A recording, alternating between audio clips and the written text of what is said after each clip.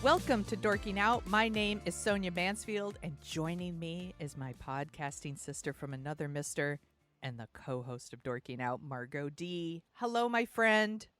Hello, my friend. We are dorking out about 2000's What Lies Beneath, which just celebrated its 20th year. It's 20 years old, like this month. Mm-hmm.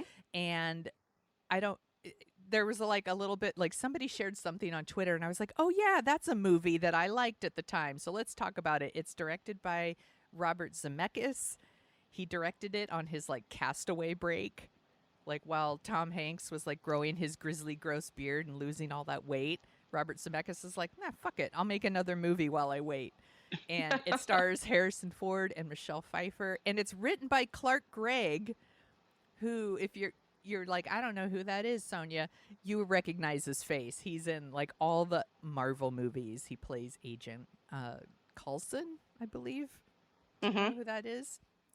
I did when I looked at it, and I was shocked too. I was like, wait a second, he's an actor now. He wrote this? Yeah, he's not really known for writing things.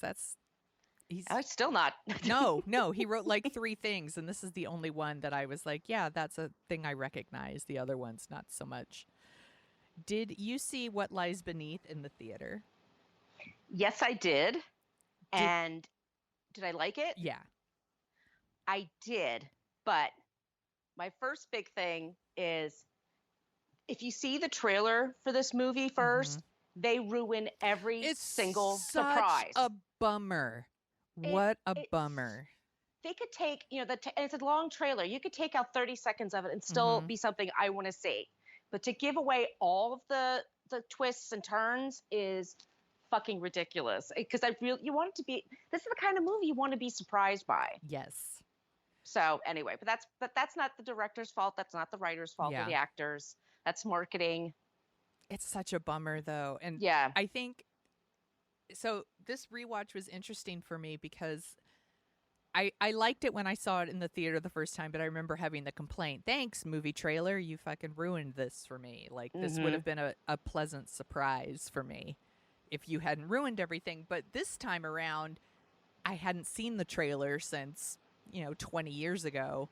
And I really haven't revisited this movie in the last 20 years. It's not like I'm like, oh, I own a copy of What Lies Beneath and I watch it all the time. So I hadn't seen it. So some of it I didn't remember that much. And so I was like, oh yeah, this is happening. So I actually kind of liked it more this time than last time because I didn't remember everything. And we should warn people, we're just like that movie trailer. We're going to spoil everything. So if you haven't seen What Lies Beneath, you should stop right now and watch it because it's streaming on Amazon Prime right now. You don't even have to rent it. You could just watch it and then come back. So we'll see you in 2 hours. Okay? All right.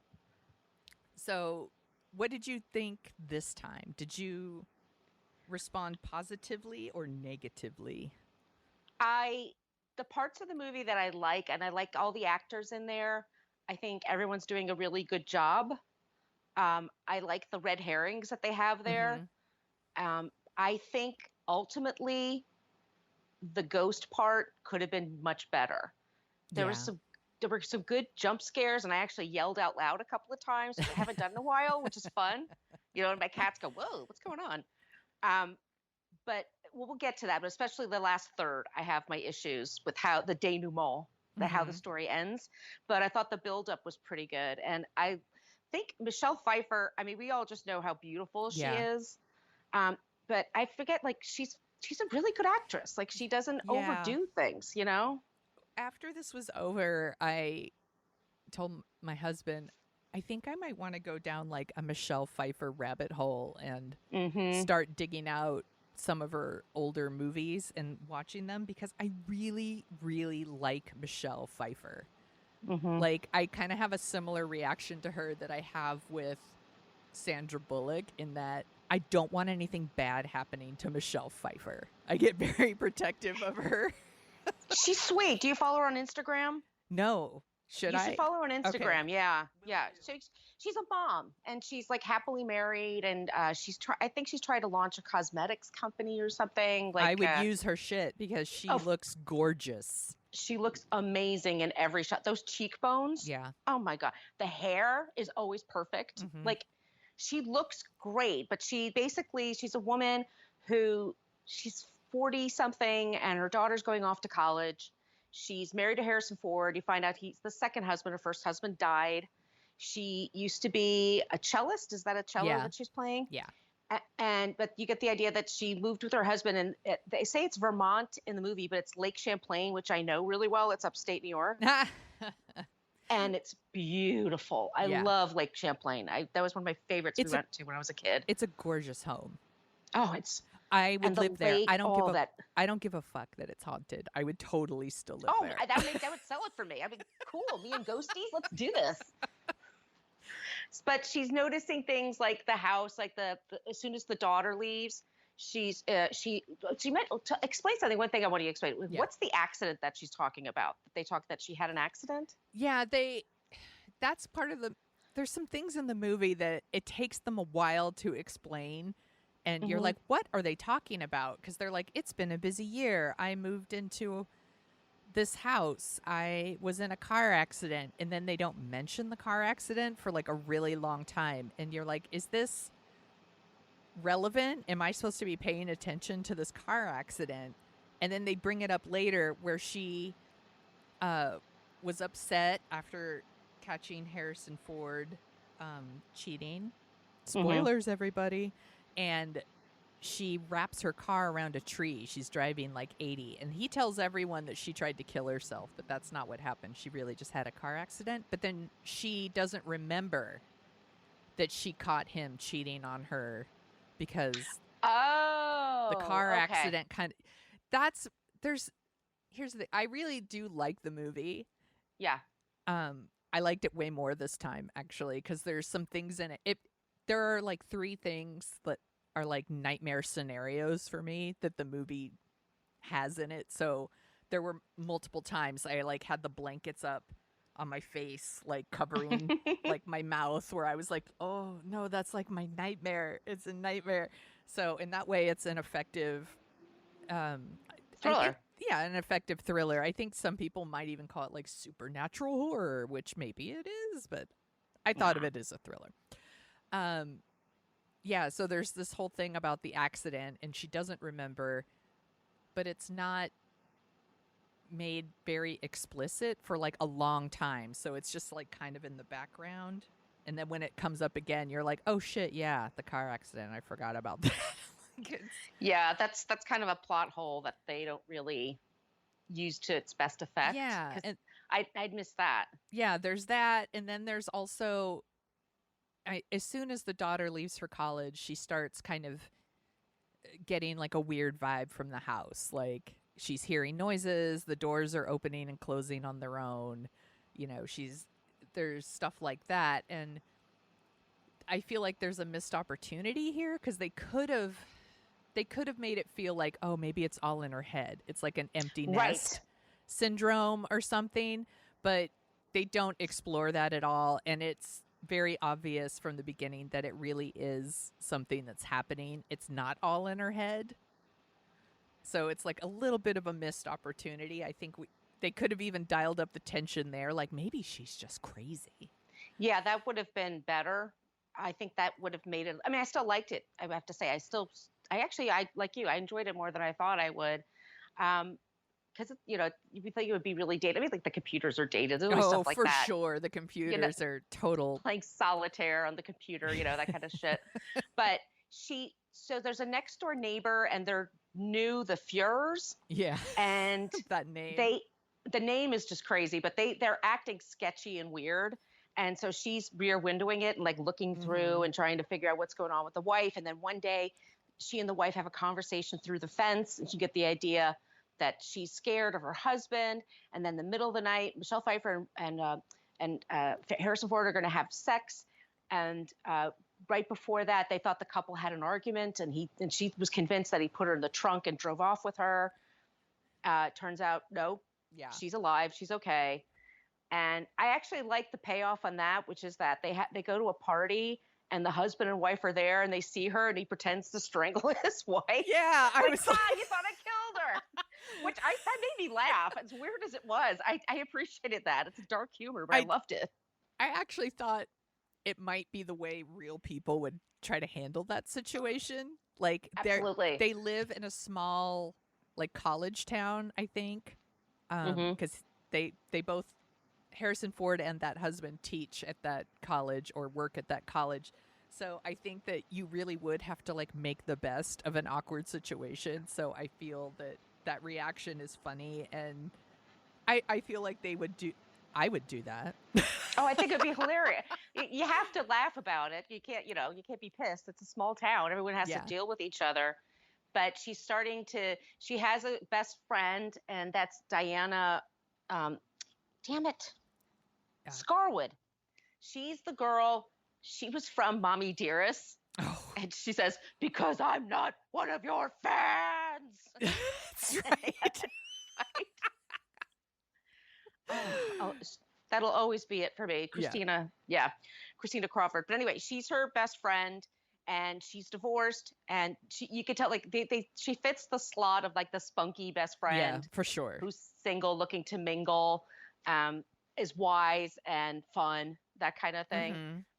And she tells her, oh, I think I'm going nuts because these things keep happening. And her friend's like, well, I let me know if you hear anything, maybe that, I'll help you out. And so they have a seance using a Ouija board that she bought at Kmart.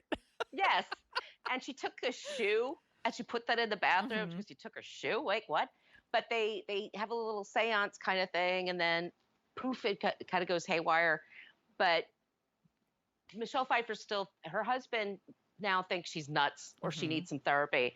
So she sees Joe Morton, who's just one of those character actors. Yeah, I'm always happy when I see him. Yep, every time. He's always rad. He classes up the joint. So that's her therapist, and she's talking, and she's getting more and more of these visions. I actually super like the part where she and her husband go out to dinner with his friend and his new girlfriend, Wendy Crewson. Yep. Who we knew from the Santa Claus. Yes. Who looks great in this movie. She does. She looks beautiful with the long hair and everything. Yeah. But I kind of liked it because that was the bridge to, like, who is Michelle Pfeiffer in the past? This person knew her then. I like that scene because it started to show me that Harrison Ford's character is a dick. And here's why. There's a part where Wendy Crewson's character says, like, have you ever seen Michelle Pfeiffer play, like, the cello? It's amazing. She's so talented and beautiful. And, she's like, it just makes me want to cry. She's so good. And she's getting this love and attention for something that she's really good at. And then Harrison Ford's character kind of shits on it by saying, like, Claire thinks the house is haunted. She's hearing voices. And I'm like, he's trying to embarrass her in front of them. And I was like, he's a dick. Like, I don't know if before that scene I knew that his character was a dick. I was like, oh, he's like the husband who maybe doesn't believe her or something. But that scene was like, he's an asshole. Like, he doesn't want her to, like, have her moment. He has to shit on her. And he used to be a professor, but now he's working on some project that everybody's worried about. And they're living in his father's house.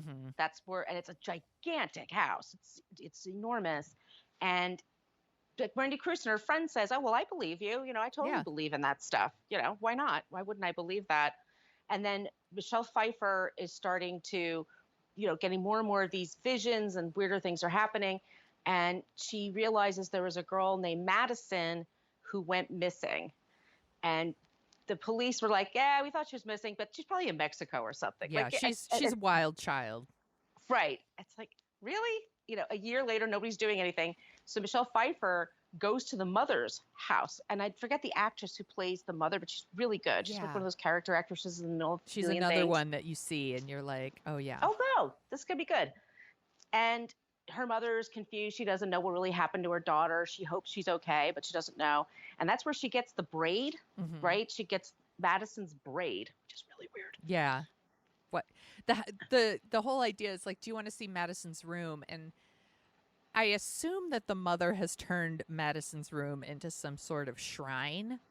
And that's why there's like a million pictures of Madison. There's like some of her hair is like tacked up, like from maybe like a first haircut or something. Or Madison is very self-involved and loves to look at beautiful pictures of herself. She's beautiful. She's played by model. Yeah, she is beautiful. Amber. What's her name? Valente. Valente. Thank you. Yeah. So yeah, she's really good. So what we're finding out is that Michelle Pfieffer is getting more and more of these visions, and that Michelle Pfieffer has beautiful blue eyes, and Madison had green eyes. And basically, when she is being possessed or haunted by Madison, her eyes turn green. Yes. And so there's a scene where she seduces. Yeah. Oh, that scene with the candle. Yeah. Yeah. That's a good scene. Like Michelle, like there's just, because the green eyes, it's pretty subtle. Yeah. But like the way she's then like her body kind of changes, and the way she like carries herself, you can see that like she's possessed, and it's really well done, that scene. And she is telling Harrison Ford, I know you know something. Something's going on around here. I'm being haunted by something, and it's your fault for some reason. And he's like, you're crazy. What are you talking about? The usual shit. Yeah. And that's when she finds out from Diana Scarwood, her best friend, you know what? I saw him with a blonde woman like a year ago, and I didn't think anything of it. And I was going to walk over and talk to them, but it looked like they were having an argument. And then she said, and he told her, I think, that it was over or something. So she didn't want to bring it up. And because of the car accident, she didn't want to bring that up. Yeah. So you're like, so what's going on here? And there's a scene where she has a key to a lock, and then at the bottom of the lake at night, in the dark, she knew exactly where to go and get it. I assume that that's, again, like Madison is leading her. Yeah, and that's one of the things in the movie I didn't get the first time, but I did get on this viewing, is Madison is visiting her, is like possessing her, is doing all these things to like get justice for herself. That I didn't get that the first time, but I that's the impression I got this time. And I also I feel like the women in this movie have got each other's back.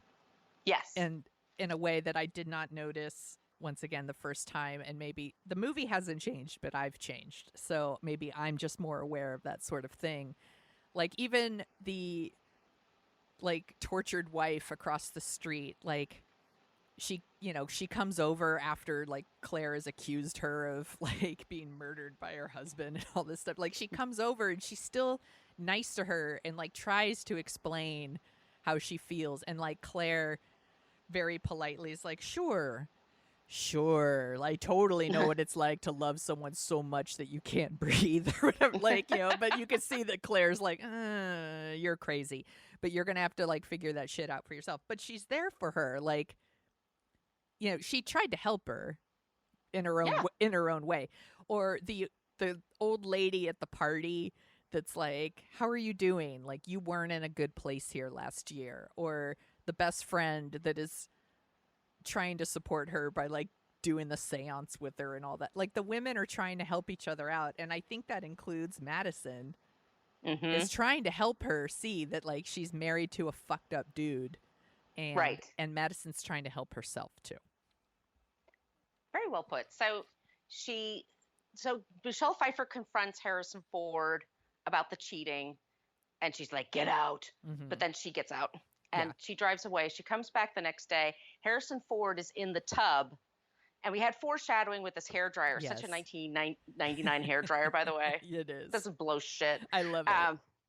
It's huge. It's huge. It's gigantic, and it has like no power. It's like the one that Daphne Zuniga has in Spaceballs. It's like the gigantic hair. It's like the industrial strength hair dryer. It's so huge. I love it. But he's in the tub, and then the hair dryer's next to the tub, and he's knocked out. And so he's had an accident or he attempt suicide. She calls the police, and his friend and Wendy Crewson show up together, and they're there. And they say, you probably should be in the hospital for a CAT scan or something. And Michelle Pfieffer says, I'll take care of him. Thank you so much. And Michelle Pfieffer she dives into the water. She gets the locket and she brings it into the house and she opens it up. And that's when she figures out Madison's in the water, or Madison's, something. He killed Madison. He is responsible for Madison's death. So he then does he drug her first? Yes. He drugs her, and Michelle Pfieffer drags her to the tub, and then she's gonna drown in the tub. And and does the thing that villains in movies do. Yeah, he monologues. Do you want to hear yes? Do you want my backstory? Here you go. And tells her everything, and then insinuates that he's going to go after the daughter next. Yes, her daughter. It's really gross. Which is nasty. And they did foreshadow that this drug was going to come into play because she visits him at work, and some of the scientists are using that drug on a mouse to explain. Did you hate seeing that? Yeah, it's not my favorite. Also, there's a dog in the movie, and pretty much every time the dog showed up, I was like, oh my God, if something happens to the dog. If something happened to Cooper, nothing happens to Cooper. He's okay. You could Google it if you want and go to the, does the dog die? But the dog doesn't die. He's fine. The drug, paralyzes you, but you're awake. Which is the most horrifying thing to think of. One of my nightmare scenarios. There's 3 of them that play out in this movie, and that's one of them. And I'm like, oh, that's my nightmare. And it's really well done, actually. She's so good in that scene where he drugs her, and as the drug starts to kick in, she's trying to get away, and her body is starting to fail her. It's it's like those nightmares where you're like, I'm running, but you're not getting anywhere. It's that. And pretty soon, the legs are giving out and she's pulling herself, and then the arms give out. It's really, really creepy. And he puts her in the tub. So she puts her in the tub, and then Madison he does the talk with her. And then as Madison possesses her for a quick second, she kind of bounces up, and it scares him. And he hits his head. Yes. Or he gets a head injury, and he's laying on the floor. And then Michelle Pfeiffer's using her toes to try to pull up the plug and to stop the water and everything. And everyone's fearful of that kind of shit. There's this. So the scene where Harrison Ford's monologuing as the tub is filling up. That scene is really fucked up for a lot of reasons. Because here we go. Nightmare scenario for me, number 2. Is the idea that someone you love and trust the most betrays you in a way that could, kill you. Is really fucked up. So that scene is really fucked up. It also it's a bummer that the trailer spoiled the movie, because Harrison Ford never plays villains. And that would have been such a fucking huge reveal. Holy shit. Harrison Ford's the bad guy. And he is such an asshole. He's such an asshole. And the hinting that he might move on to the daughter next, his bullshit reasoning is all I ever wanted was for you to love me. It's what? You fucked around. Exactly. What the fuck are you talking about? But then as the tub's filling up and he's talking to her and monologuing, and the dog comes in, and it's hey, Cooper, go get your ball and I'll throw it around for you after this. It's such a fucked up thing. It's hey, after I'm done murdering you, I'm going to play with our dog. He's a sociopath. Yes, exactly. And I woke up at 4:00 this morning and wrote this down in a notebook, because this literally happened. I woke up at 4 a.m. and was I have to write this down. He's such a fucking psycho that it's easier for him to kill someone than it is for him to take responsibility for his actions. Yes. How fucked up is that? And I was oh, That's like a whole category of movie, actually. I'm like, I should do a deep dive on this and find some other movies that there's all these movies where like men have affairs, and then instead of like, I have to pay the consequences for my shitty behavior, it's like, nah, I'm just going to start murdering people. It's easier. I don't want to work on myself. I'm just going to kill people. Like, what the fuck? Okay, I'm done. No, that's okay. That's good. So Michelle Pfieffer gets out of the tub, and Harrison Ford's chasing her around the house. She gets away. She gets in the one car, doesn't start, jumps in, gets into the other car, takes off, and he's taken off behind her. And guess what? They have a boat hitched to the car. So she's driving them both. And Harrison Ford is being a maniac, and we were clued about this about a bridge, and that he was making a call and the call drops at a certain point over the bridge. There's a lot of like plot points, foreshadowing. A lot of things telegraphed to you early on in this movie. Exactly, that's a better way of saying it. So but anyway, the car goes into the wall, and this is when Michelle Pfieffer realizes, like, holy shit. He tells her that I had an affair. I tried to break it off with her. She threatened to commit suicide. She threatened to hurt you. She came to the house and she threatened to hurt you. So I had to get rid of her. And it was an accident. And let's just forget about it. Can we just forget about it? Okay, I killed my flame, my ex-girlfriend, or whatever, my mistress, whatever you want to call it. But can we just forget that happened? Let's just, nobody misses her. They just think she's a wild child. So let's just have it. And she's like, fuck no. Yeah. No, that's not going to happen. Car goes into the water. Both of them are in there. And then the ghost comes out. And it's Amber's, the girlfriend, Madison, as a ghost, as a dead body. And then as a ghost, basically helps Michelle Pfieffer get the hell out of Dodge. And it traps Harrison Ford underwater. Yes. He has his foot stuck. And the shape, this is my complaint, is like, that ghost could do a hell of a lot more. There's a lot more you could do with a ghost. Yeah, I'm like, why are you making Michelle useless? Why are you making Michelle Pfieffer do all the work? Come on, ghost. Right. Also, nightmare scenario number 3, being in a car that's filling up with water and you can't get out. What would you do? I would slowly roll down the window, I think, and let it fill up. I actually read a worst case scenario Same here. story about that, because every time I drive over a bridge, I think about it. Same here. I have the same thing. That, or if I'm kidnapped, if I'm in the trunk, there's supposed to be a flip so you can get out. But if you can't, knock out the lights in the back of the car, and that'll draw attention. See? I'm always planning. Yeah, always you planning. Are. Always working on something. Always. I can't rest, Sonia. Yeah. Got too many ideas. I have to wake up at 4 a.m. and write down someone's a psychopath. I have things to do. Or I send you things when I'm on Ambien sometimes. Like, I got to get this to Sonia now before I pass out. Those are my favorite texts. You're welcome. So Amber basically as a ghost, and like I said, that could have been a better ghost. It could have been like the swamp witch in that movie that I'm thinking of. Is it The Box? The Ring? Oh, yeah. Climbs, like, she could do something like that, but maybe the special effects weren't there. Maybe it wasn't comfortable with that. But she drags him underwater with her. And so Michelle Pfieffer gets away, and so you get the idea. She'll tell the cops. Yes. All will be okay. Yeah. And it's a fine little thriller. I think so. Great performances. It's a little long, and it's a little bit of you think the movie's over and it keeps going kind of thing. But I don't know. I enjoyed it. I super enjoyed it. I guess, I don't know. Good looking people. Yeah. I really liked it more this time than I did the first time. I do think you're right. It goes on a little too long. I actually don't think we need the car thing at the end. I feel like that's like super Hollywood. Like, we need a little bit more action. Right.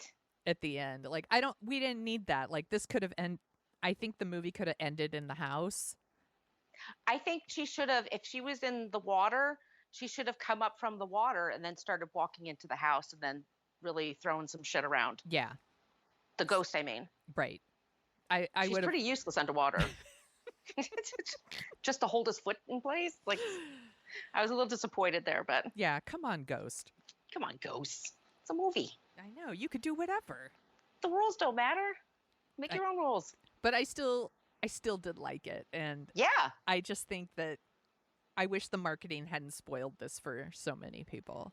And I think Harrison Ford is really good in this. I think everybody's good. Yeah, Harrison Ford like I said, I don't know if he's rarely played a villain. I don't think that's like his thing. He doesn't like to play villains. And he also very rarely, to me anyway, plays someone who's like a normal person, quote unquote. Yeah. No, like he's always like, I'm Indiana Jones, I'm Han Solo, I'm the president, get off my plane, I'm Jack Ryan. Like the fact that like he doesn't, every once in a while we would get this kind of Harrison Ford, not villain Harrison Ford, but like regular guy Harrison Ford, like maybe like Regarding Henry or this, or maybe even Working Girl, like just he's not like a superhero, I guess is what I'm getting at. So he should do more stuff like this. I like it. It's great. Regarding Henry, I like that movie. It's so stupid and sappy, and I love it. I haven't seen it since the theater, but yeah, I remember liking it at the time. And that's with Annette Bening, right? Yep. Yeah. Yeah. I think it's on our list. I hope so. I hope so. It better be. But yeah, it's what we've had somebody leave us a review and Apple Podcasts, which you guys are welcome to do if you like to. And she says, I listen to you guys when I'm folding laundry. Like, yeah, it's like, this is a movie. You could fold some laundry and put it on and you'll be fine. Start cleaning up, doing vacuuming, dusting, whatever. You can have it on in the background and you'll be fine. Yeah. And everybody's so good in it. I think I really am going to go down like a Michelle Pfieffer rabbit hole, because I know there's a lot of her movies I haven't seen. We've talked about this before on the podcast. I super love her in Grease 2. I think she's the shit in Grease 2. She is. Have you ever seen Married to the Mob? Yes. She's great in that. Oh my God. I'm going to put Married to the Mob. That needs to be on the list. Married. I'm writing it down right now to put it on the list, because Married to the Mob is awesome. It's amazing. And she's so great. Yes. I want a divorce. She's got such a solid accent. Such an accent in that. She's doing a thing in that movie. I love it. She's someone who's always good. Like Fabulous Baker Boys. She's always good. Catwoman. She's good. She's awesome. She is. I love her. Yeah, same here. Is there anything else you want to say about What Lies Beneath? I wish the ghost parts were better. I think justice for Ghost Amber. But no, it's a fine film. It's on Prime. If you're just looking for something to pass the time, it's perfect for that. It's a perfect movie from 2000. It'll just take your mind off of things. It's before the world went to shit. Mm-hmm. And it's a beautiful home. Yes, and a beautiful home. It's in Lake Champlain, which is gorgeous. It's a tight little thriller. It's fine. Yeah. The reason this popped up on our radar was somebody tweeted about it, and they said like it's a really good example of gaslighting, and I was like, ooh. And then I read another article where they said this is basically like if Nancy Meyers directed a movie about gaslighting, and I was like, yeah, it's like house porn, kitchen porn, all of that stuff is in this movie too. I like it. Crisp white shirts. Mm-hmm. A lot of that. Mm-hmm. Do you want to hear some of the other movies that came out in 2000? Yeah. I didn't do top 10 because we've actually done some other 2000 movies before. So here's some movies I just picked at random. Boiler Room. We have that on our list. That is an Adam Risky recommendation. He really wants us to talk about Boiler Room. Wonder Boys. Great movie. I love Wonder Boys. I really enjoyed that one. High Fidelity. Yes, but Tom Cusack's character is irritating. Yeah, and I think he's supposed to be. Jack Black is the reason to see that movie. He stole that movie. He stole it. Yeah, he's so good in that. The Virgin Suicides. It's a bummer. Yeah, just a little. For Book versus Movie, we get that request of Margo, who's always like, why do I want to do this story? Like, I understand like seeing the movies, but really, why would I want to talk about like invest my mind and brain into this for hours. Yeah. No, thank you. It's a beautiful looking movie too. Sofia Coppola. They always look great. Yeah, she should be making more movies. She really should. I think she has a new movie coming out this year, and I think it's going to just play on Apple TV or whatever. So I'll watch it. I will watch that. Also 2000, Coyote Ugly. Yep. That was a movie. Based on a magazine article. So that's a time where a lot of movies were based on a magazine article. Mm-hmm. That movie's anyway. Yeah. Bring It On came out in 2000. Love Bring It On. I love Bring It On. So good. It's better. It is better than you think, for sure. Mm-hmm. Almost Famous. It's having a 20th anniversary this year. Yeah. Yes. We should put that one on the list too. I'm sure we would have a lot of thoughts and feelings. Have you ever seen the movie Duets? Is that with Gwyneth Paltrow? Yes. No. Okay, I put it on the list because my sister super loves this movie.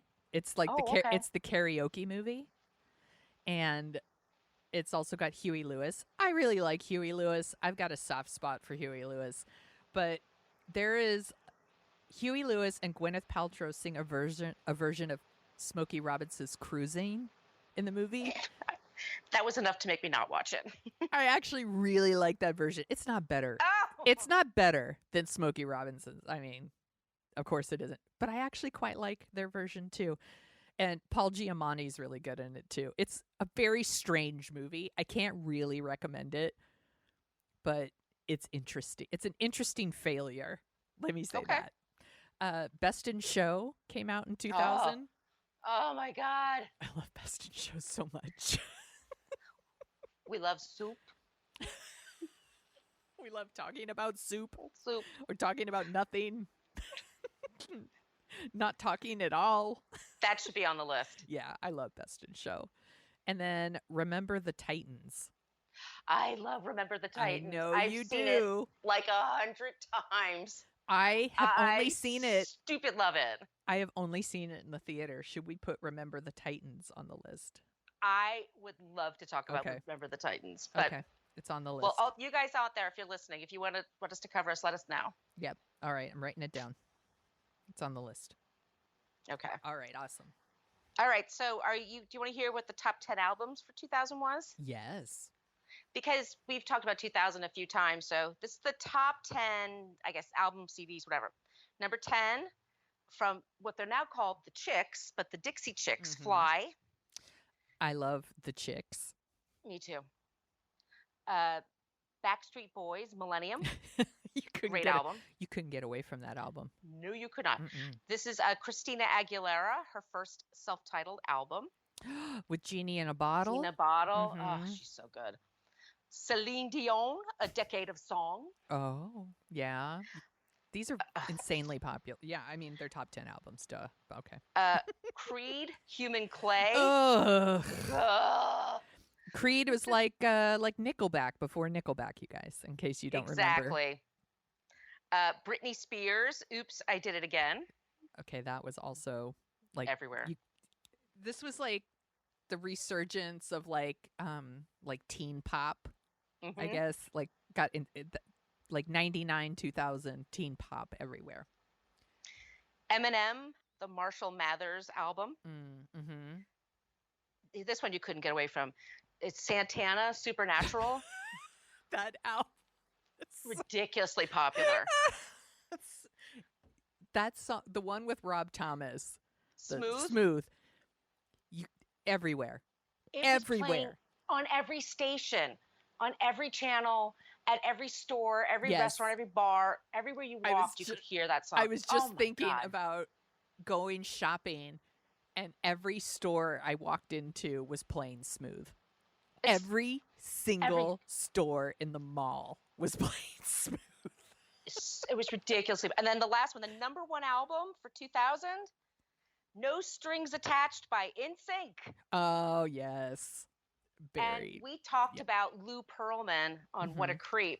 He was the manager for them and the Backstreet Boys. And this is their first album away from him when they broke up with him. And they sold like crazy. So I was really happy for them because he was a scumbag. And there's some fucking catchy ass songs on that album. Yeah, they're good. Yeah. They're good. I like NSYNC. I do too. What else are you dorking out about, Margo? Well, so I don't know if I've ever told you this, but I kind of have a fascination with Scientology. And I watched Leah Remini's Scientology shows on A&E.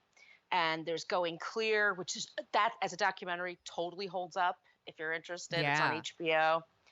And so Leah Remini and Mike Richter, they are teaming up and it's a podcast, and it's called Scientology Fair Game. And fair game in Scientology is this edict that anybody that's against Scientology, especially press people or former members, you can do whatever you need to do to protect Scientology. So you can call the cops on people and give false police reports. You can stalk people. You can call their office, their boss, and tell them that they're child molesters. Oh my gosh. The things that people do under the guise of fair game is unbelievable. And they're going to talk about this season, the fact that Danny Masterson, who was on that 70s show, he's been accused of raping 3 women. And the women went to the LAPD several times to file a report, and nothing was done. They just finally arrested him. So they're going to talk about what it took to get there. And it's as a cult, it's just such a fucking lunatic cult. I'm sorry if you're a Scientologist. No, it is. No, I agree with you. Insane. And it's just how much power it has over people, and who knows what's going on and who doesn't know what's going on there. And I just find it really, really interesting. So it's called Scientology Fair Game, if you're interested. Good recommendation. I will Thank you. Put it on my list. I am also very fascinated by Scientology. I've watched those documentaries too. It's crazy. It's crazy what they get away with. And also like L. Ron Hubbard, he's almost likable when you see interviews with him and stuff. He's like he could see why people would find him charming or interesting and a good raconteur. And then he has this douchebag take over and this is another thing, what a creep. Everybody always wants us to cover it, but they, like I said, fair game. They would go after us, so we don't have the protection for that. So, nope. Sorry, everybody. David Miscavige, that's what I was thinking of. Yeah, he's a fucking creep. Oof, the worst. So what I'm dorking out about is actually something I'm going to be putting out for people that are interested. So my office, my company, does a radio hour every day from noon to 1, and different people in the company play music that they like. And I have done it a few times now because I have a fancy microphone, so they asked me to do it. And I share, and I made different playlists, but what I've done is I've made playlists that are all built around movies. So I've done like a playlist that's all songs that are like movie montage songs, or a playlist that is all the title. So it'd be like Grease, Car Wash, things like that.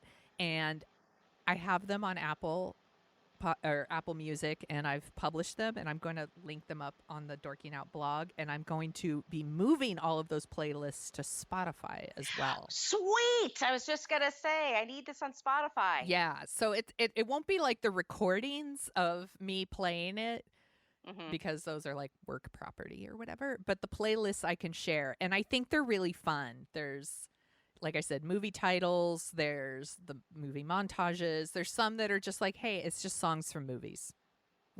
And then in a couple weeks, I'm going to be doing one that's all love songs from movies, and I will put that out there too. So I'm going to be making them public, and I really, really enjoy putting them together, and I like re-listening to them when I'm done. I think they're fun. Oh, that's awesome. So playlists, movie playlists, that's what I'm dorking out about. And I'm looking forward to moving them to Spotify. It's actually kind of therapeutic to just sit there and like look up songs and play them and put them in a playlist. I love it.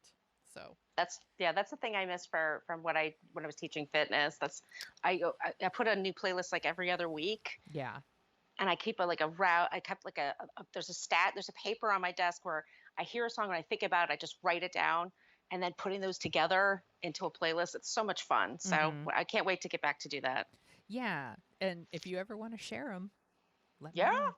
Let me know. I am always looking for something to listen to while I'm on that treadmill. When I'm not watching Real Housewives. I'm on Spotify. Okay. So look for me. I think it's under my name, Margo Donahue. All right. I'm doing it. Yeah, you guys check out my playlist. Awesome. And Margo, speaking of Spotify, where can people find you on the internet? You can find me on social media at Brooklyn Fit Chick, and my blog is brooklynfitchick.com. And if you like the sound of our voices, we also co-host a podcast called What a Creep, and we're having so much fun over there talking about creeps. So good. And every episode ends with someone who's not a creep. So right now our episode is we're kicking off our 6th season. 6! And we did an episode that's all about like sports creeps. And then we end it with a couple of people who are not creeps. So you don't think the whole world is a dumpster fire. And you can find me at thesoniashow.com and The Sonia Show on Twitter and Instagram, and Dorking Out. You're listening right now. And if you're listening on Apple Podcasts, you want to give us a review, that would be swell. I would greatly appreciate it. And I'll give you a shout out on the air. And we're also at dorkingoutshow.com and Dorking Out Show on Twitter and sometimes Facebook. And we also have stickers. Yes. So email us. I always forget. I need to put the email in the notes so I remember. We have an email, dorkingoutshow@gmail.com. Yeah, just give us your address and we'll drop them in the mail for you. Yeah, they're so cute. They're like die cut, luminescent stickers. We have some that are just white with the logo on. They're really, really cute. And if you want more stuff like that, and you're interested in any kind of merch, we have a What a Creep merch store at Threadless. So if you just type in like What a Creep podcast, you'll find some stuff there too. It's awesome. Thanks for talking about what lies beneath with me. Thank you so much. It was super fun, and I can't wait to talk to you next week. Are we going to say what we're going to cover next? Yeah. Should we? Yeah, let's spoil it. We're going to talk about Clueless. Whee! Yay! It is celebrating its, what is it? 25th. Oh my God. Shit. That's the summer I moved to New York. Shit. That makes me feel old. That's way harsh, Ty. But it's going to be really, really fun. I'm looking forward to rewatching that one because it's like a perfect movie. Spoilers for our Clueless podcast. It's like a perfect movie. It is. But until then, everyone be safe. Wash your hands, social distance, wear a mask, and we'll see you next week. All right? Bye, friends.